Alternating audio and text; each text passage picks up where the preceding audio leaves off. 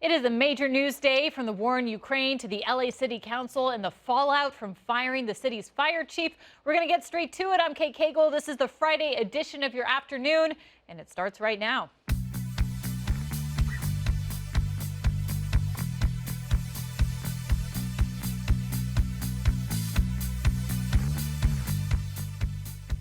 Well, former Los Angeles City Fire Chief Kristen Crowley is not going down without a fight a week after Mayor Karen Bass ousted her, citing a lack of preparation ahead of January's mega fire in the Pacific Palisades. Crowley is appealing. This is a big task. She's going to need 10 out of 15 members of the city council to go against Mayor Bass's decision in order to keep her job. It's all going down on Tuesday, so we send Parker Collins to Van Nuys City Hall to get council members on the record. Here's what council member Tim McCosker had to say. I'll be doing my job. I have a lot going on in the 1-5. I am sure that we will have some material submitted to us beforehand, so I'll read everything that I get, and I'll leave my mind open for whatever we hear on Tuesday. It's going to be important for us as City Council, for me as a City Council member, to consider all of the evidence, but then also stay focused on the most important thing, and that is public safety for the City of Los Angeles. Parker also asked Council President Marqueece Harris Dawson for a comment. He declined. So did members Jacqueline Hurtado, Hugo Soto Martinez, and Eunices Hernandez, all declining to talk to us today about Crowley's appeal. The vote is going to come up on Tuesday. Meanwhile, Parker Collins back in Altadena with more updates on fire recovery. Parker. Kate, these wildfires have changed the face of our community, and in the aftermath, they are also creating change at the highest levels of local government. And what I mean by that is Kristen Crowley, she was the chief of the Los Angeles Fire Department. That was until she was fired by Mayor Karen Bass last week, and now she is appealing her termination to the LA City Council. Reinstatement is possible if she can get the support of enough council members. The big meeting is scheduled to happen next week.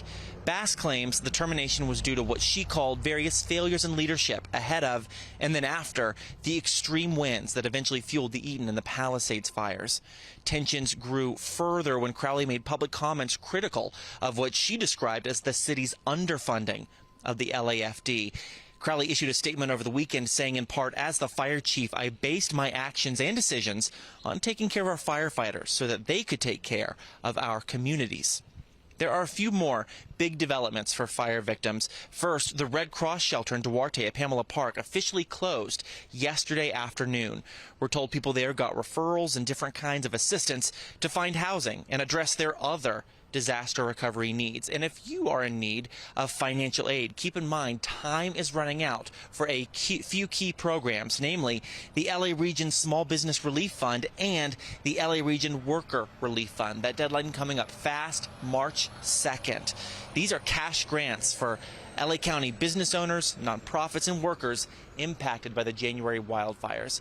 And in general, things are moving fast. We learned out here that this week the EPA has officially finished phase 1 of the cleanup, and now everything is officially onto and focused on phase 2. Kate? All right, Parker Collins, there is a lot to keep track of, so thank you for covering all of it for us. Very good news that they are able to get that hazardous material out of Altadena.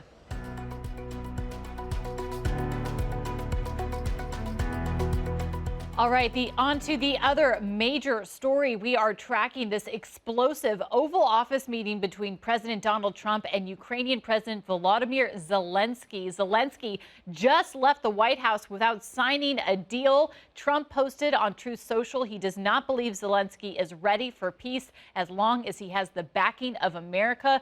This meeting quickly devolved into a shouting match with the two leaders shifting their attitudes towards Russia and a proposed ceasefire deal. Just listen to this exchange between Trump and Zelensky. You're not in a good position. You don't have the cards right now. With us, you start having cards. Right now, you don't. You're playing cards. You're playing cards. You're gambling with the lives of millions of people.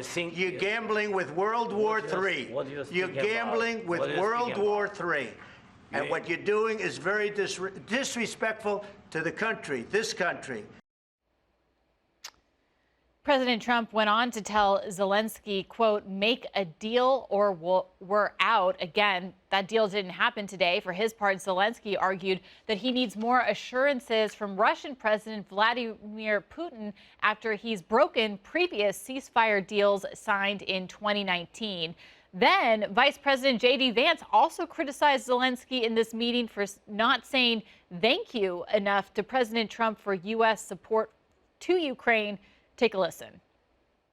Have you said thank you once this entire meeting? No, in this entire meeting, have you said thank you?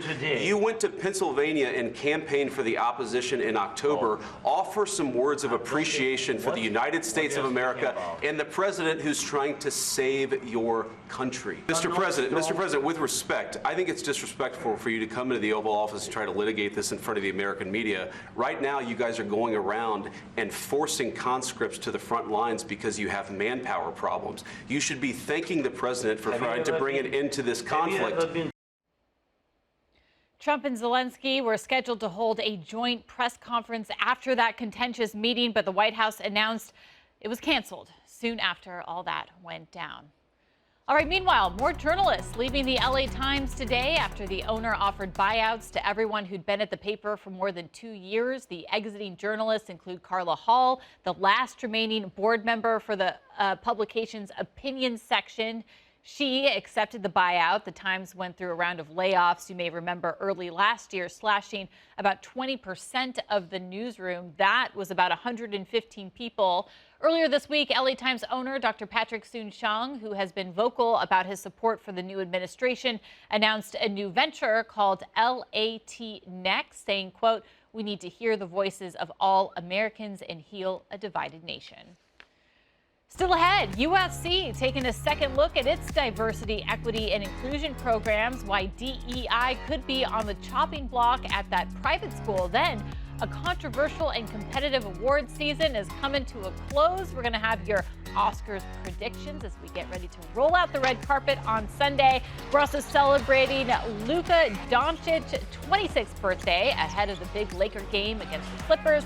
All that and more coming up on your afternoon.